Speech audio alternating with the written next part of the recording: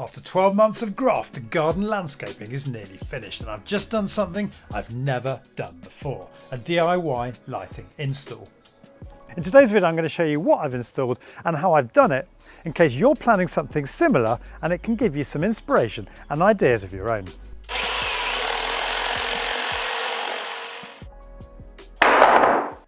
So why, I hear you ask, was I interested in lighting? Well, a couple of reasons. We did quite a lot of works last year to the garden whilst we were waiting for planning permission on that little extra bit there on our kitchen. So we've now ended up with this large patio area where we're hoping to put some outdoor seating, which I'm building at the moment. A vid will be coming out on that soon. Also, these steps here become a bit of a dark abyss at night, and I wanted to sort that out before somebody seriously hurt themselves.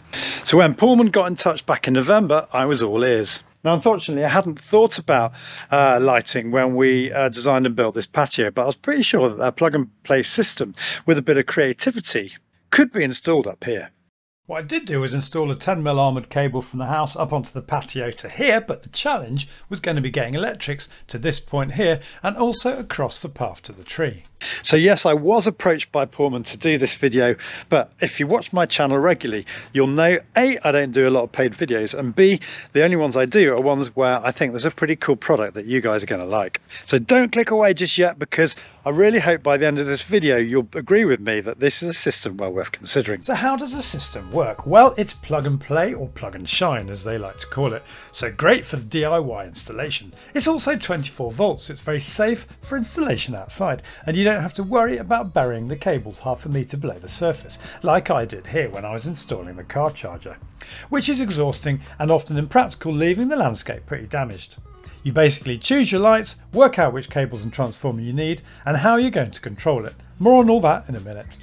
But there was one thing I needed to do first. Whilst the output from the transformer is 24 volts, and the transformer itself is IP67 rated, which means it can withstand immersion in up to a metre of water for up to 30 minutes. In other words, it's fine to leave it outside, and actually they supply a cover for it. The 240 volt input to that transformer did need to be waterproof. Not only that, I've got that outdoor seating I mentioned earlier, possibly with some infrared heaters at some point in the future. So there's a bit of future proofing I had to do.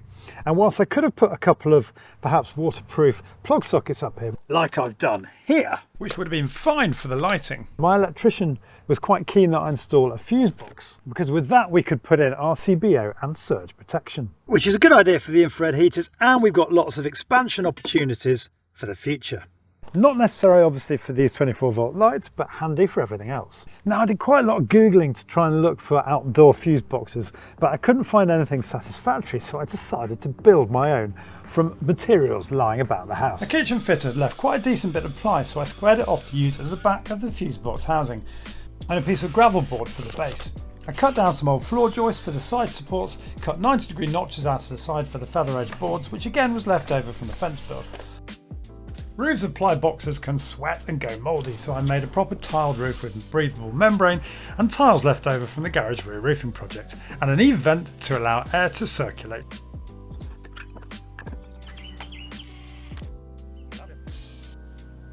The next day my electrician was on site to get everything properly connected up, ready for the lighting install.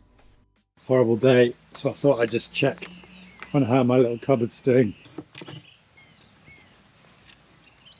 Absolutely bone dry. Happy days. One thing I have done is added gravel around the base to stop the rain dripping off the roof and splashing up on the bottom of the door. And for the door catch I use an M6 screw-in sleeve and this lifting eye bolt bought for peanuts on eBay. The way the system works, you choose your lights or luminaires. From that you can work out what length cables you need. They come with different output numbers depending on how many lights you want to connect to each cable. Add up the wattage of all your lights to work out which transformer you need, and then you choose a controller.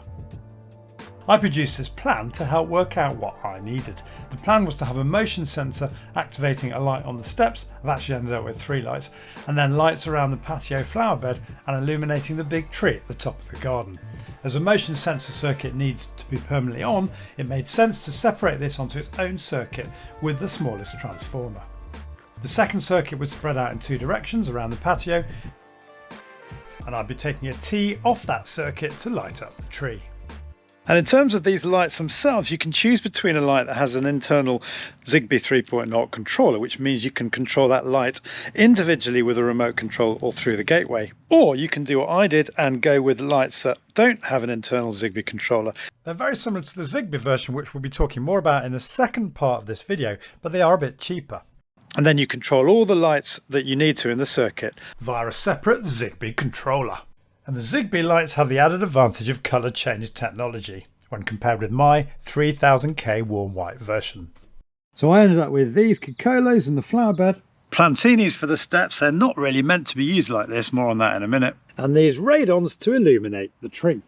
So I've ended up using 4 10-metre cables, 2 with the minimum 2 outputs or connection ports and 2 with 4 outputs, 3 5-metre cables each with 4 outputs, a distribution device, 2 plug and shine controllers, a Gent 2 remote control and a motion sensor. Total cost just over £1,600, which is a lot of money, but remember, I've got a lot of lights here. Those Cocolos make up the bulk of the cost. With plug and shine, you're installing this yourself, so you're not having to pay for an electrician. First off, I decided to place all the lights in the right place. This helped me to get my head around which cables to put where, as it was some time ago that I drew up that plan.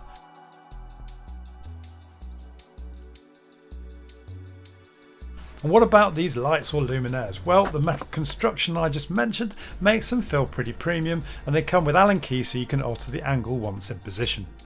Because I didn't think about lighting when we built the patio, I had a bit of reconfiguring to do. First off, I had to get all the cabling from the power supply across the patio. Using a 28mm drill bit on my SDS drill, I drilled a hole above the fuse box to access a void the builders had accidentally left under the wall. That enabled me to take a cable run in the soil above the garden wall so I could cross the patio. But there was another obstacle, another wall which again I had to drill 2 holes through at an angle with the same drill bit. Finally, I could thread the cable through the wall and onto that closed off section of flower bed. Cables are all IP68, which is the maximum IP rating protection against immersion in more than a metre of water for more than 30 minutes. There was more drilling and cutting to do because I had to somehow cross the path to get power to the 2 radon spots that will be lighting up the big tree. To do this, I decided to remove 2 bricks from the walls flanking each side of the path and then cut through the gravel mesh grid I laid several months ago. A link to that video is on screen now. I just love this mesh stabilising gravel path system. This enabled me to get a single 10-metre cable across the path, and for belt and braces I put it in some trunking I had left over from the kitchen renovation. So the serious surgery was done and I could start to connect my lights. This is the joyous bit about this plug and shine system. With the luminaires in position, I could connect the connection ports on the cables to each one. You simply unscrew the cover cap and find the correct orientation for the male and female connectors before screwing the connector tight.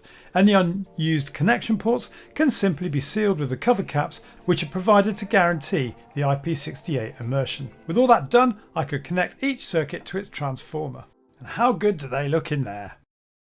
Okay, let's have a quick recap. Main transformer here connected straight into the Pullman plug and shine controller, and the reason for that is because we want that controller to control all the lights on the circuit. If you don't want all the lights to be controlled by it, you put those lights that you don't want controlled before the controller. That controller then goes into that distribution device I showed you earlier, and the reason for that is it can then take a run of cables 5 metre 1 in 4 out to the 3 Cocolos over there. I actually ran out of cabling, so I connected a 2 metre cable to take the final run to that Cocolo there. Another cable, a 10 metre cable 1 in 2 out, goes from there under the wall, zooms across the patio, and then another cable, 10 metre cable 1 in 4 out, is connected to go down there to those Cocolos. The other part of the T then goes under the path round the tree on a 10 metre cable to connect the 2 radons. Meanwhile, the smaller transformer connects another 10 metre cable along that run again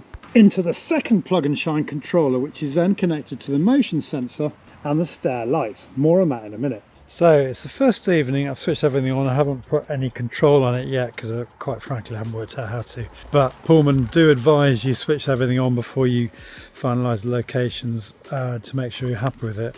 This tree is looking pretty majestic, and coming down the garden sensor hasn't triggered anything yet, so I clearly haven't sorted that out properly. But the patio. How good does this look?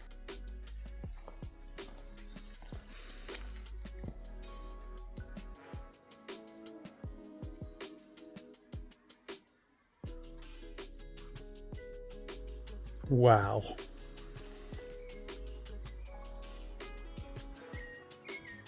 And these are just initial placements right now.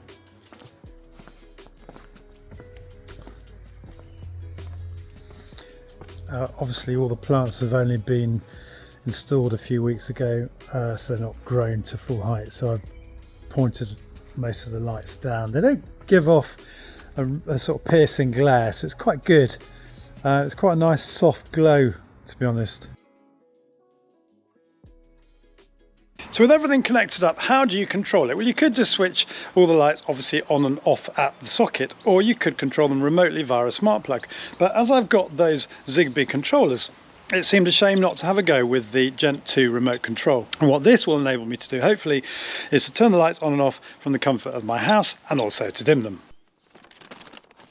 If I'm brutally honest, I'd like a bit more detail in the instructions rather than just images, but that's just the way I am, and bottom line, they work. Thought I'd start by resetting the plug and shine controller, a useful function if for whatever reason you want to start from scratch, and everything worked as it should, as you can see from the flashing lights.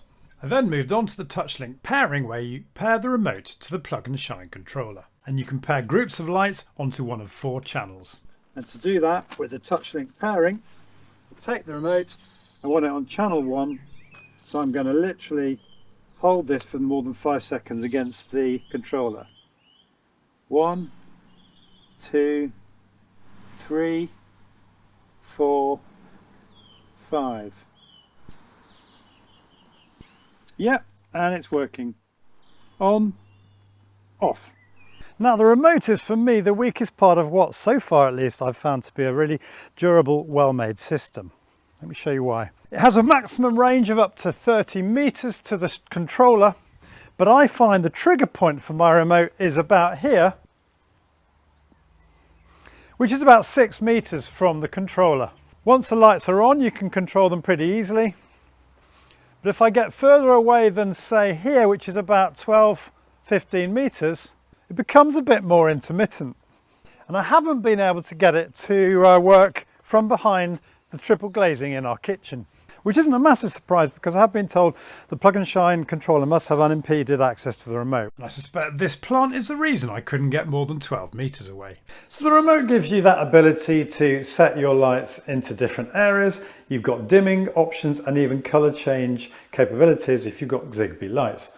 So it's a great addition to the simple on-off controls, albeit with those limitations I just showed you on range, certainly in my garden. But stay tuned, because after I've spoken about the motion sensor, I'm going to be showing you an exciting new development that's literally hit the UK whilst I've been recording this video, which takes the functionality of this lighting system to a new level. So what about that twilight motion sensor you just saw halfway up a tree? Well, I did experiment with a few different placements for this sensor with varying degrees of success.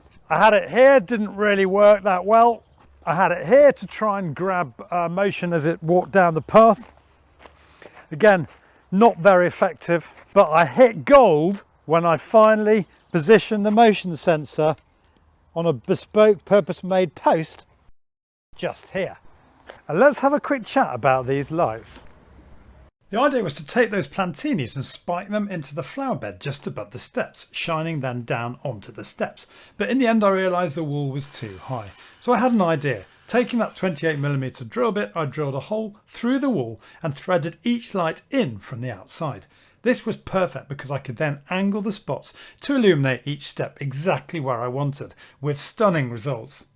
This feature, with the motion sensor now working effortlessly to detect movement coming down the path but also coming up from the kitchen, is one of our favourite features of this new lighting system.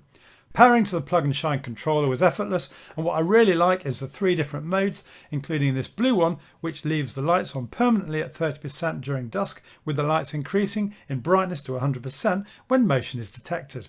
There's also a learning mode so that it understands what the actual dawn-dusk light levels are in your setting.